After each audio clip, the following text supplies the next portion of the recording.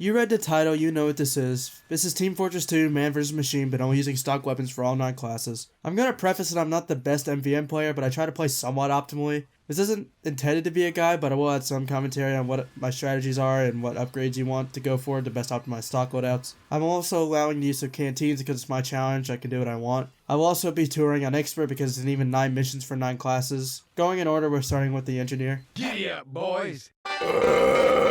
This first game was going to be Sniper, but one of my teammates decided that I was incompetent and restarted the map. Admittedly, from this footage, I wasn't doing a good job of dropping the Uber medics, and I can understand the frustration of a default Sniper not doing his job that well, but can he at least ask nicely? I hate it when people decide that they're the IGL of their 23rd MVM tour and start bossing people around. Regardless, I didn't want him to fill his diaper and start throwing the match, so I just switched to Engineer because we needed one. For NG, you want dispenser range maxed, building health, upgrade building canteen, max metal capacity, and wrench swing speed. Because you can't rely on saving your buildings from a distance with the rescue ranger, it would be smart to put some of your cash into resistances so you don't get blown away carrying buildings. Sentry busters will come to explode your sentry once in a while, so you want to get far back as possible as to not accidentally grief your teammates. Okay, I swear that wasn't my fault. You also want to try to place your sentry somewhat far from their spawn for the waves with Uber medics to let the sniper drop them, but don't place it too far where it can't do any damage. I want to thank the other dudes in the lobby that were helping me place my buildings in the right places and not being douches about it. Can you guys stop being apes, please? I was aware I wasn't playing optimally, but I don't think I was doing that bad of a job. But other than that, it was a pretty smooth game. Yeah, your mustache tickles my nutsack, baby. You know that's fine with me. I usually focus on the support aspect of Scout with the Mad Milk and the Fan of War. The Mad Milk does give your teammates more survivability and mini crits are always helpful, but taking that away and only using stock puts you in a position where getting money is the only thing you can do. It's not worth upgrading the pistol or the bat because the pistol doesn't net you kills and you really shouldn't be focusing on melee combat as Scout. My first upgrade priority as Scout is movement speed. Jump height also helps, but if you're confident with your movement, then I would put everything into scattergun upgrades. Other than that, there's not much else to it. Move on to heavy. Put dispenser here! Dispenser goes here. Need a dispenser here. Put dispenser here! Need a dispenser here. Put dispenser here!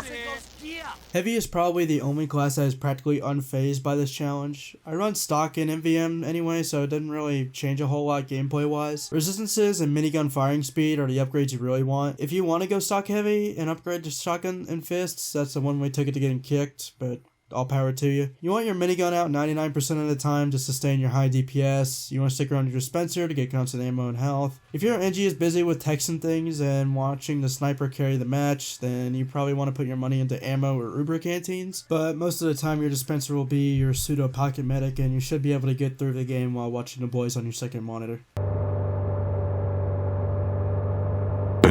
Thankfully, my sniper gameplay improved since the last game. I didn't get any complaints about my potato aim, but I did let a couple Uber meds slip past me. Sniper is close second to being almost unfazed by this completely stock challenge. Having to aim in every shot is not the worst thing, but the Hitman Teammaker definitely outclasses stock, I think. Explosive headshots should always be upgrade number 1. The ability to kill multiple robots with one shot is amazing. It's probably one of, if not the best ability in all of MVM. Next should be reload speed because minimizing the time between shots is always great. Then it's damage and charge speed. For me, I always like having bullet resistance on sniper because of getting out-sniped by sniper bots. If you really need it, ammo canteens can help, but you should be positioning yourself close to an ammo box, so running out of ammo shouldn't come up as much. It's definitely tolerable and probably the closest you'll get to carrying a game with only stock. Prepare for your examination. I feel like when you play medic, you either don't make much of an impact or carry the entire team with revives. I swear I was putting in overtime trying to keep our Demoman and Pyro alive while they charge at the robot's head first. Regardless, I tried my absolute hardest to keep my teammates breathing, and I think I did a pretty decent job while working with stock Uber. Upgrades wise, the projectile shooter should be priority number 1, and it's healing mastery, canteen specialist if you're using canteens. Then you can branch off to either resistances or keep getting minigun upgrades. Stock Uber does take a longer time to build than the other miniguns, so in this rare situation I would recommend Uber charge rate. Uber duration helps out too. I would keep in mind that medic is not really needed on most waves, so you'll often have people asking for you to switch off to a class with more DPS.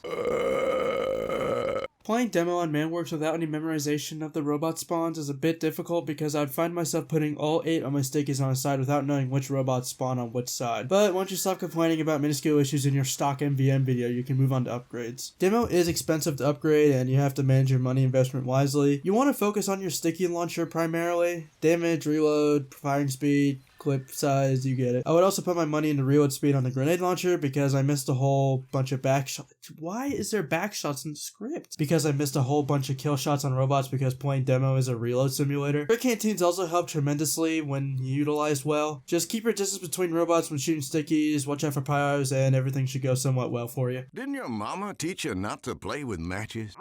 I had a hard time with Pyro, mainly because his damage output with stock isn't that great. Without the gas passer, he goes from A tier to C or D tier. That's not to say I didn't try to make it work. I had some success pushing the bomb backwards and buying time for teammates, even though you should be using air blast sparingly so as not to hinder your teammates. I still had to put a lot of bread into resistances to combat the almost instant death that is charging at the robots. Putting money into flamethrower damage and ammo capacity is probably the best way to go. The burn damage and burn time upgrades are broken. Crit canteens are better than ever since it is Pyro's jobs to handle tank busting. I didn't have the worst time, but I definitely enjoyed the other classes way more than this.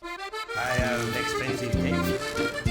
You would think playing Spy for an entire mission would result in getting kicked, but thankfully my teammates were playing for fun and not tryharding, so they blessed me with playing this French. For Spy, Sapper Power, Knife, Armor Penetration, and Swing Speed is what you really want to focus on. Movement speed also helps with escapes. Resistances are also key to not get fried the second you can stab one robot. I would pick Spy on the missions with Giant Medic since he is decent at dispatching them quickly and letting your teammates clean up their pocket, but that's really where Spy's usefulness ends. He's only good against single robots and doesn't have the best crowd control, so I wouldn't recommend him for a full mission. Just for the waves with Uber and Giant Medics, I still had fun with him though. I love the smell of a gas in the morning. I had a tough time queuing for Soldier. It was the last mission and I had to play as him on decoy, and my teammate didn't really appreciate the suboptimal pick of Soldier. Granted, I didn't really convince him that well that it would work if given a chance, and I ended up getting kicked. The second time, I got connected to a server in Frankfurt with 700 plus ping, and yeah, it was pretty bad. The third time, everyone else left before the game even started, so I bullied this heavy, and then I gave up and waited until the next day.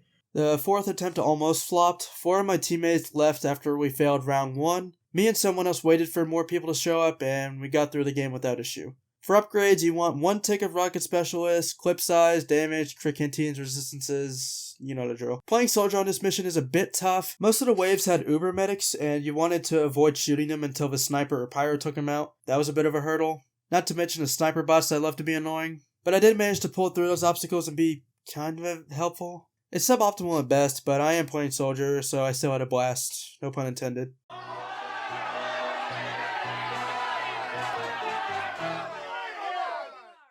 I want to thank you for sticking around until the end. I really appreciate it. Shout out to the teammates who tolerated my antics for these missions. They're the real homies. If you want something similar to this, sound off in the comments and I'll think about it. And yeah, you can play the outro music now.